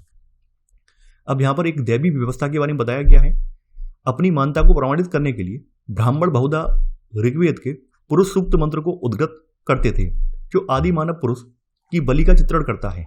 जगत के सभी तत्व जिनमें चारों वर्ण शामिल हैं इसी पुरुष के शरीर से उपजे थे। तो इसी में बताया गया है ब्राह्मण उसका मुंह था, उसकी भुजाओं से क्षत्रिय निर्मित हुआ, वैश्य उसकी जंघा थी और उसके पैर से शूद्र की उत्पत्ति हुई। यानी इस पुरुष सूक्त मंत्र से ये बात कहते हैं तो उसमें ये बताया गया कि ब्राह्मणों की उत्पत्ति कहाँ से हुई है? मुंह से हुई है, और भुजाओं से क्षत्रिय निकले हैं, वैश्य जो है उनकी जंघा से निकले हैं और पैरों से शूद्रों की उत्पत्ति हुई है। देखिए आगे यहाँ पर उचित सामाजिक कर्तव्य में एक कहानी का उल्लेख किया गया है। ये कहानी महाभारत के आदि पर्व से ली गई है और ये एकलव्य की कहानी है। तो एकलव्य के बारे में हम सब ने बचपन से पढ़ा है, आपने भी ये कहानी सुनी या पढ़ी होगी। तो मैं इस पार्ट को स्किप करता हूँ ताकि हमारा समय बच जाए। जिस किसी को कहानी पढ़नी है तो आप वीडियो को पॉज करके ये कहानी पढ़ सकते हैं। ठीक है, आप वीडियो पॉज कर लीजिए और कहानी ये पढ़ लीजिए। अब है यहाँ पर अक्षत्रिय राजा। अक्षत्रिय राजा का मतलब क्या है? देखिए ब्राह्मणों की जो वर्ण व्यवस्था थी, तो वर्ण व्यवस्था के अनुसार क्षत्रिय व्यक्ति ही राजा बन सकते थे, जैसा कि आप लोग जानते हैं। लेकिन हमारे भारत में ऐसे कई राजवंश हुए जो कि क्षत्रिय नहीं थे, फिर भी वो शासक बने, फिर भी उन्होंने हमारे भारत पर शासन किया। इसके अलावा भारत में एक बात और थी कि भारत में विदेशी भी आए, और विदेशी जो आए, विदेशियों को ब्राह्मणों ने क्षत्रिय नहीं माना, तो ऐसे व्यक्ति भी अक्षत्रिय राजा की कैटेगरी में आ जाते हैं। तो यहाँ बताया गया है कि शास्त्रों के अनुसार केवल क्षत्रिय राजा हो सकते थे, किंतु अनेक महत्वपूर्ण राजवंशों की उत्पत्ति अन्य वर्णों से भी हुई, जैसे मौर्य वंश। देखिए मौर्य वंश के बारे में मतभेद है। कुछ लोगों का मानना यह है कि ब्राह्मणों का मानना यह है कि मौर्य वंश जो था एक निम्न जाति का वंश था, निम्न कुल का वंश था, जबकि जो बौद्ध ग्रंथ है, बौद्ध ग्रंथों में उसको क्षत्रिय कुल का माना गया है। तो इस बात को लेकर मतभेद है। तो वही बताया गया है कि मौर्य वंश, बौद्ध ग्रंथों में यह इंगित किया गया है कि वे क्षत्रिय थे, किंतु ब्राह्मणी शास्त्र उन्हें निम्न कुल का मानते हैं। इसी तरह से शुंग और कण्व जो मौर्यों के उत्तराधिकारी थे वे ब्राह्मण थे। ये बात भी यहाँ पर बताई गई है। और अन्य शासक जो कि बाहर से आए हैं, शक जो मध्य एशिया से भारत आए, ब्राह्मण उन्हें म्लेच्छ, बर्बर और अन्य देशी मानते थे। तो ये बात यहाँ पर बताई गई है। बाहर से आने वाले के बारे में ब्राह्मणों की सोच क्या थी, या फिर जो निम्न कुल के जो शासक यहाँ पर स्थापित हुए हैं, शासन उन्होंने अपना जो स्थापित किया है, उनके बारे में उनकी क्या राय थी, वो बात यहाँ पर बताई गई है। तो 13वां पॉइंट अब आप लोग नोट डाउन कर लेना। इसमें लिखेंगे मौर्य वंश के बारे में।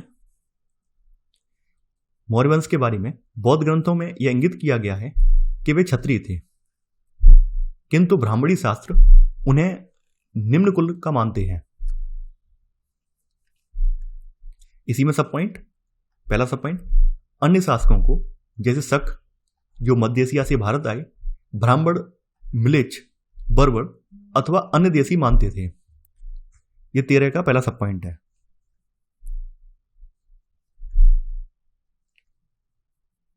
आगे बढ़ते हैं। अब देखिए, आरंभिक अभिलेखों में आपको शक शासक रुद्रदामन का एक अभिलेख देखने को मिलेगा, जिसने कि सुदर्शन सरोवर का जीर्णोद्धार भी करवाया था। तो ये भी एक बाहर का शासक था, लेकिन फिर भी इसने संस्कृत में अभिलेख भी लिखवाया था और सुदर्शन झील का जीर्णोद्धार भी करवाया था। तो हम कैसे कह सकते हैं कि बाहर से आए हुए व्यक्तियों ने हमारी संस्कृति का सम्मान नहीं किया? हमारी संस्कृति का सम्मान किया। अगर संस्कृत का सम्मान नहीं करना होता तो ये अपने अभिलेख को संस्कृत में क्यों लिखवाता? ये भी एक प्रश्न की बात है। तो ये सब चीजें हैं। तो यहां पर वही सब चीजों के बारे में बात की गई है। इससे यह ज्ञात होता है कि शक्तिशाली म्लेच्छ संस्कृति परिपाटी से अवगत थे। देखिए, आगे यहां पर सातवाहन शासकों की बात की गई है। सातवाहन शासकों ने खुद को ब्राह्मण घोषित किया है कि हम ब्राह्मण हैं। तो एक प्रश्न ये भी उठता है, जो वर्ण व्यवस्था थी, वर्ण व्यवस्था के अकॉर्डिंग केवल क्षत्रिय व्यक्ति ही शासन कर सकता है, लेकिन सातवाहन इसके अपवाद हैं।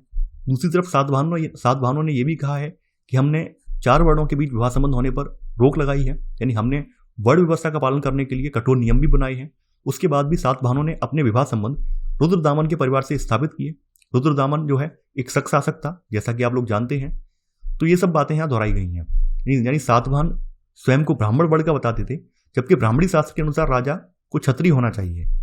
वे चतुर्वर्णी व्यवस्था की मर्यादा बनाए रखने का दावा करते थे, किंतु साथ ही उन लोगों से वैवाहिक संबंध भी स्थापित किए जो इस वर्ण व्यवस्था से बाहर के थे। ये बात इनके बारे में बताई गई है। तो यहां पर हम लोग क्या करेंगे, 14वां पॉइंट यहां पे नोट डाउन कर लेंगे। इसमें आप लिखेंगे सातवाहन स्वयं को ब्राह्मण वर्ण का बताते थे, विराम, वे चतुर्वर्णी व्यवस्था की मर्यादा बनाए रखने का दावा करते थे, किंतु फिर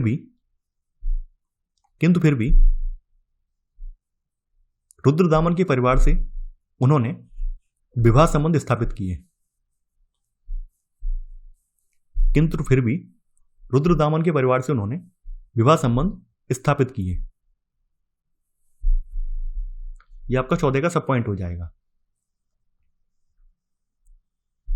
अब इसके बाद वर्ण व्यवस्था आपने देख ली है। अब हम लोग जाति व्यवस्था की ओर चलेंगे।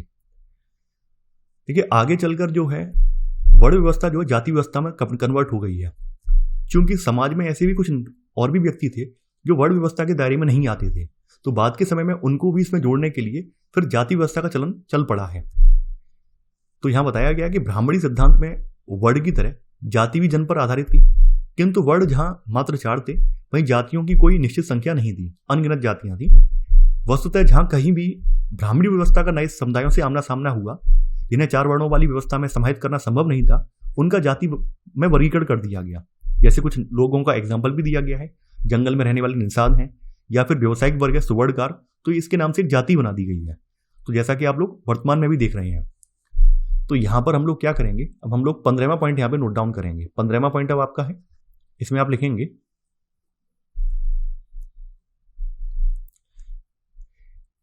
इसमें लिख लेना आप, जिन समुदायों को 4 वर्णों वाली व्यवस्था में समाहित करना संभव नहीं था, उनका जाति में वर्गीकरण कर दिया गया।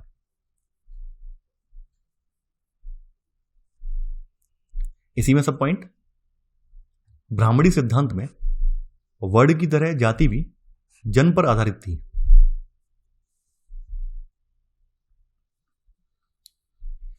अब देखिए, आगे यहां पर चलकर बताया गया है आगे कुछ ज़्यादा इंपॉर्टेंट नहीं है। मंदसौर मध्य प्रदेश से मिला अभिलेख लगभग 5वीं शताब्दी ईस्वी का है। इसमें रेशम के बुनकरों की एक श्रेणी का वर्णन किया गया है। रेशम के बुनकरों की एक श्रेणी का वर्णन किया गया है जिसने मंदसौर में बसने की इच्छा व्यक्त की थी, तो उसके बारे में कहानी बताई गई है। तो ये लिखना इतना इंपॉर्टेंट नहीं है, इसको हम छोड़ रहे हैं। अब आगे है वणिकों की स्थिति।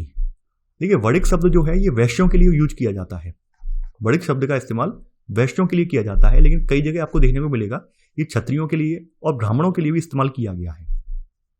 तो बताया गया है कि संस्कृत के ग्रंथ और अभिलेखों में व्यापारियों के लिए वणिक शब्द प्रयोग किया जाता है। हालांकि शास्त्रों में व्यापार को वैश्यों की जीविका बताया गया है। अन्य स्रोतों में अधिक जटिल परिस्थिति देखने को मिलती है, जैसे शूद्रक के नाटक मृक्षकटिम जो कि लगभग 4वीं शताब्दी ईस्वी में लिखा गया था। इसमें नायक चारुदत्त को ब्राह्मण वणिक बताया गया है। 5वीं शताब्दी ईस्वी के एक अभिलेख में 2 भाइयों को क्षत्रिय वणिक कहा गया है। तो कहने का मतलब क्या है कि जो वणिक नाम है, तो वणिक नाम का इस्तेमाल भी ब्राह्मणों से जोड़कर, कई बार क्षत्रियों से जोड़कर भी दिखाया गया है, जबकि वणिक जो है मूलतः वैश्यों के लिए या व्यापार करने वाले व्यक्तियों के लिए नाम प्रयुक्त होता है।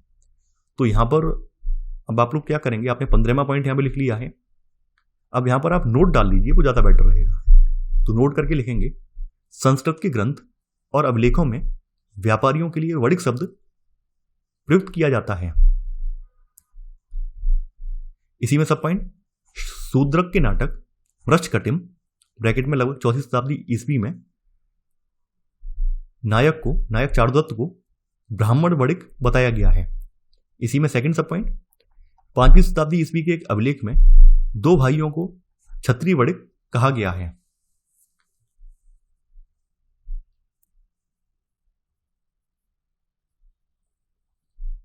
अब आगे है 4 वर्णों के परे एकीकरण। अब देखिए, यहां बताया गया है कि हमारे समाज में ऐसे भी कुछ समुदाय रहे हैं जिन पर ब्राह्मणी विचारों का कोई प्रभाव नहीं पड़ा है। तो संस्कृत साहित्य में जब ऐसे समुदायों का उल्लेख आता है तो उन्हें कई बार विचित्र, असभ्य, पशुवत चित्रित किया जाता है। खास करके हमारे जो जनजातीय समाज है, जनजातीय समाजों को इसी तरह से उन्हें चित्रित किया जाता है। तो यहां पर अब आप लोग क्या करेंगे, 16वां पॉइंट यहीं नोट डाउन करेंगे। इसमें आप लिखेंगे, उपमहाद्वीप में ऐसे समुदाय भी रहे हैं जिन पर ब्राह्मणी विचारों का कोई प्रभाव नहीं पड़ा है। इसी में आगे, संस्कृत साहित्य में उन्हें कई बार विचित्र, असभ्य और पशुवत चित्रित किया जाता है। तो निषाद वर्ग जो है, एकलव्य जो है, वो इसी वर्ग से माने जाते हैं। तो एग्जाम्पल के तौर पे आप लिख देना निषाद वर्ग, ठीक है। एग्जाम्पल भी यहां पर दिया गया, एग्जाम्पल के तौर पर निषाद वर्ग। यहाँ पर जो यायावर पशुपालक हैं, घुमक्कड़ी जो पशुपालक हैं, वो भी इसमें आ जाते हैं। तो वही सब चीजें यहाँ पे बताई गई हैं। यायावर पशुपालकों के समुदाय को भी शंका की दृष्टि से देखा जाता था, ये बात यहाँ पर बताई गई है।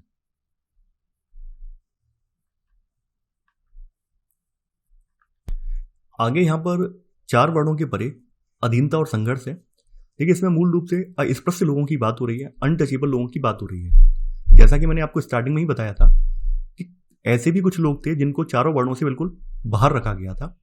तो इन लोगों को अस्पृश्य घोषित कर दिया गया था। अस्पृश्य का मतलब क्या था कि कोई भी इन्हें छू नहीं सकता था। और जब भी ये लोग जो है नगरों में प्रवेश करते थे तो एक लकड़ी का टुकड़ा ले लेते थे जिस पर ये चोट करते जाते थे, ताकि लोगों को पता चल सके कि ये लोग नगर में कदम रख रहे हैं, तो लोग अपने आप को इनसे बचा सकें। यहां तक कि लोग इनकी परछाई भी बर्दाश्त नहीं करते थे। इसके अलावा इन लोगों के जो मकान होते थे बिल्कुल बस्तियों से बाहर होते थे। तो ऐसा इनके बारे में आप लोग पहले से पढ़ चुके हैं, कोई नई बात नहीं है। अब हम यहां पर ये देखेंगे कि जो अस्पृश्य लोग हैं, अस्पृश्य लोगों के वर्ग में कौन कौन व्यक्ति शामिल थे, तो उन लोगों की हम लोग बात करेंगे। देखिए, इसमें आ जाते थे, तो चंडाल आते थे। चांडाल जो थे वो इसी प्रकार के थे। चांडाल जो है अस्पृश्य श्रेणी में आते थे। शवों की अंत्येष्टि और मृत पशुओं को छूने वालों को चांडाल कहा जाता था। उन्हें वर्ण व्यवस्था वाले समाज में सबसे निम्न कोटि में रखा जाता था। वे लोग जो स्वयं को सामाजिक क्रम में सबसे ऊपर मानते थे, इन चांडालों का स्पर्श, यहां तक कि उन्हें देखना भी अपवित्रकारी मानते थे। मनुस्मृति में चांडालों के कर्तव्यों की सूची मिलती है। उन्हें गांव के बाहर रहना होता है। वे फेंके हुए बर्तनों का इस्तेमाल करते थे। मरे हुए लोगों के वस्त्र तथा लोहे के आभूषण पहनते थे। तो ये सब बातें इनके बारे में बताई गई हैं जो कि मनुस्मृति में दी हुई हैं। तो हम लोगों ने 16 पॉइंट लिख लिए हैं। अब आपका 17वां पॉइंट आएगा। इसमें लिखेंगे आप, शवों की अंत्येष्टि और मृत पशुओं को छूने वालों को चांडाल कहा जाता था।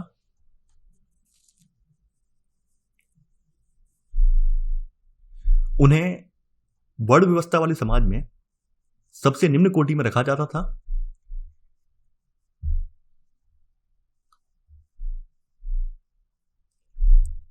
विराम। इसी में सब पॉइंट, पहला सब पॉइंट, मनुस्मृति में चांडालों के कर्तव्यों की सूची मिलती है।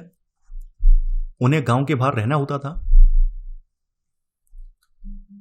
वे फेंके हुए बर्तनों का इस्तेमाल करते थे और मरे हुए लोगों के वस्त्रों तथा लोहे के आभूषण पहनते थे। ये 17 का पहला सब पॉइंट है। इनके बारे में चीन से आए हुए बौद्ध यात्री फाशियन ने भी लिखा है, यानी बताया गया है कि चीन से आए बौद्ध भिक्षु फाशियन, जो कि 5वीं शताब्दी में भारत आया था, उनका कहना है कि अस्पृश्यों को सड़क पर चलते हुए करताल बजाकर अपने होने की सूचना देनी पड़ती थी। एक और चीनी तीर्थयात्री है स्वेन त्सांग, जो कि 7वीं शताब्दी में इसमें आया। इसने कहा वधिक और सफाई करने वालों को नगर के बाहर रहना पड़ता था, यानी जो सफाई करने वाले कर्मचारी हैं या फिर चांडाल टाइप के व्यक्ति जो हैं उनको नगर के बाहर रहना। वधिक का मतलब जल्लाद, इन जल्लादों को, सफाई करने वालों को, एक तरह से जो आपका चांडाल है उसको जल्लाद मान लेते हैं। उस समय चांडाल और जल्लाद में कोई अंतर नहीं था, चांडाल व्यक्ति ही जल्लाद का काम भी करते थे। तो यही बताया गया कि वधिक जो होता है वो जल्लाद होता है। वधिक और सफाई करने वालों को नगर से बाहर रहना पड़ता था। तो ये सब चीजें बताई हैं चीनी यात्री ने भी, यानी कि फाशियन ने भी बताई हैं, और दूसरा जो चीनी यात्री है स्वेन त्सांग, इसने भी ये बात बताई है। तो देखिए, हमने इनके बारे में जो हमें लिखना था वो हमने लिख लिया है।